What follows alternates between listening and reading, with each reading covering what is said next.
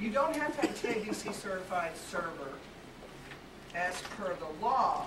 What happens is if your server is not TABC certified and there is an incident, then it's an insurance thing.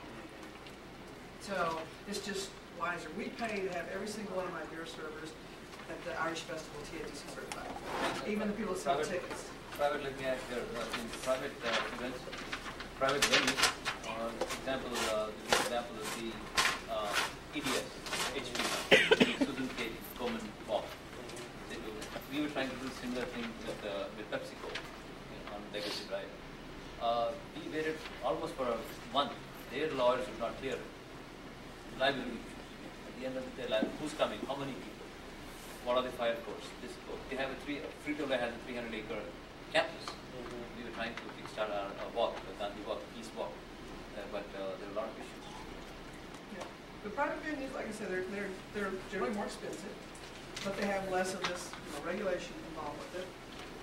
The costs are there. And if you can find a private venue that can hold a decent-sized event, that's a tough one. Yeah. Most of them are maxed out with their capacity. But anyway, back to permits. There's lots of permits, but you just need to go to city offices first. Start there, then go to your venue offices, get that figured out. It's taken me a long time to get it all figured out. I still don't know it. I still meet with them every time. I mean, it's all new. In fact, the new supervisor of the TABC in Dallas County came from Fort Worth, and she never had to deal with these kind of things. I'm like, okie dokie. Here we go. All special events. Yeah. Can you give us a ballpark figure of how much the permits would cost for, say, putting on a health fair? Putting on what? Health fair. Health fair. First thing they're going to do is your special event permit. Where's it going to be? If you're going to be in a facility that requires a city permit. Most city permits are only required if you're going to close a street. Now I do an event in a parking lot, and they require me to do a city permit because I put a tent up. It's not because I close a street. So if you've got tents in your event, then you're going to have to file a special event permit, and the cost of that's going to be based on your attendance. So always lowball it. If you're going to have 5,000, tell me you're going to have 500. First time out, because their fee is incremental. It goes up. The more people you say you're going to have, the more it goes up. I think the max is $500. I average about $250 for my special event permits. The TABC is about $210 for either one, mixed beverage or beer and wine. Your health permits, like I say, if you do them individually, they're $190 in Dallas County. Hooded meters is 75 cents a meter. Now I really try hard, and I get mine mostly done in kind by the city of Dallas. They will sponsor this. Fire permit, it's $75, it's $150. They've instigated this new thing where they do a site plan, big whoop. Anyway, so it's about $175. Fence permit, I don't pay it, so I don't know, but I imagine it's probably $50 to $75. But the price for profit and non-profit is different, right? A lot of cities have that. Non-profit and profits are. Not necessarily. They ask if you're a non-profit, but your actual permits are going to be the same. You're going to pay the same for a special event permit, whether you're a profit or a non-profit in the city of Dallas. Because I know in Arlington, we pay difference for non-profit. In Arlington, yeah. The city of Dallas does not, but Arlington may very well offer. City of Cranberry is similar. Yes. Some of the smaller towns around are a lot more forgiving on these permits than the city of Dallas. Yes, since a lot of people are here non-profit, a few things that I want to share during the planning is like Marsha is a professional company, driven by profit and loss. It happens so that in non-profit organizations, everything is done by volunteers. Volunteers have to drive it. None of us get paid anything. So the motivation level for different people is different, and the objectives of even volunteers, why they want to be in the organization is different. So a lot of sometimes you get into chemistry issues, egos and chemistry, people working. So be careful about that ahead of time, planning. That was part of the reason that was the whole reason. Part of the reason that the Irish Festival hired me was because their organization of over 750 volunteers putting it together started to sort of spontaneously combust.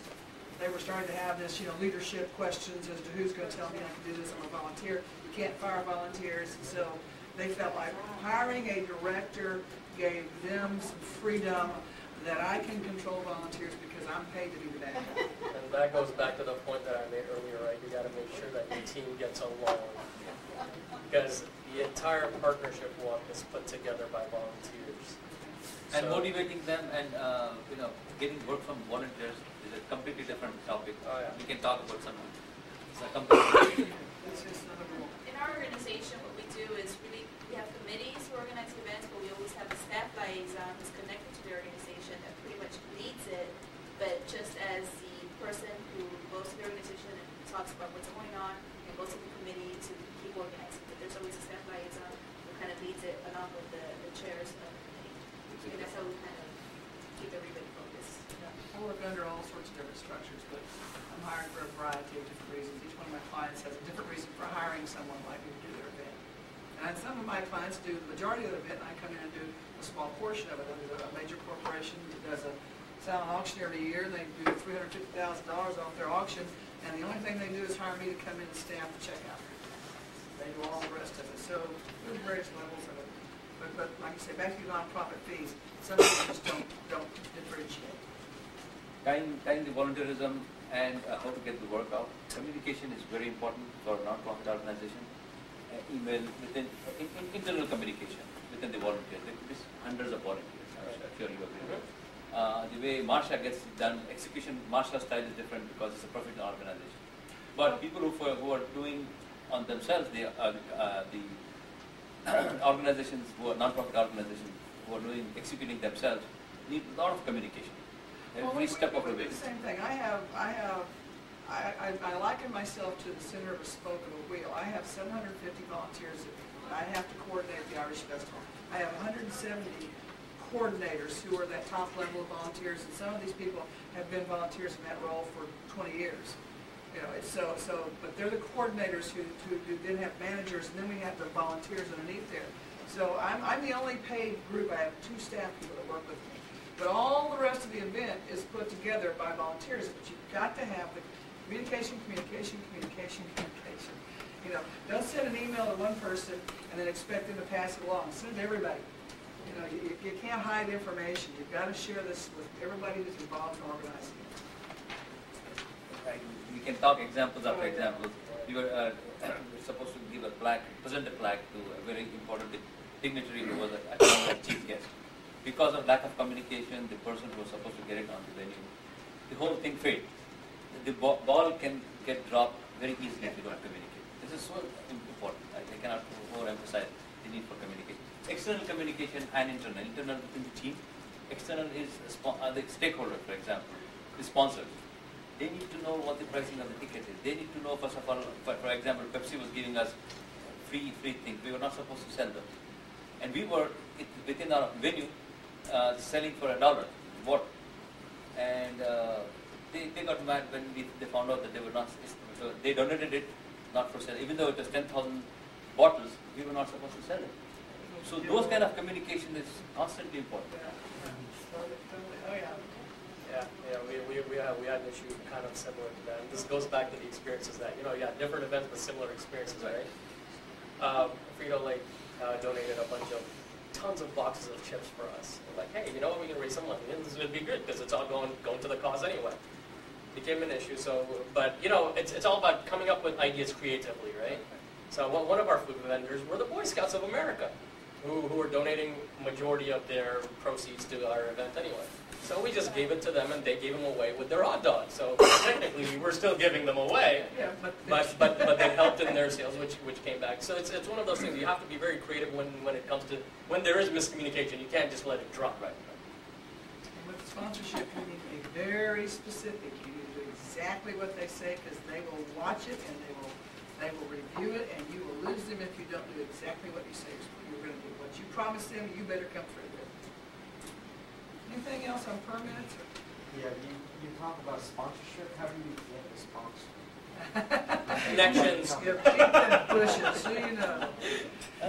One way to do is different things appeal to different sponsors.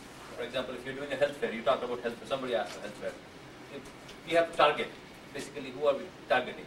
Drug companies, doctors. It goes, who's in this particular line of business? For example, what we do, there are a lot of service providers like the insurance agents who like to set up their shop. A lot of restaurants who like to sell. We advertise. It's a free way of, it's cheap way of advertising. Okay, a 40,000 captive audience. and you have a food booth of a new restaurant. So they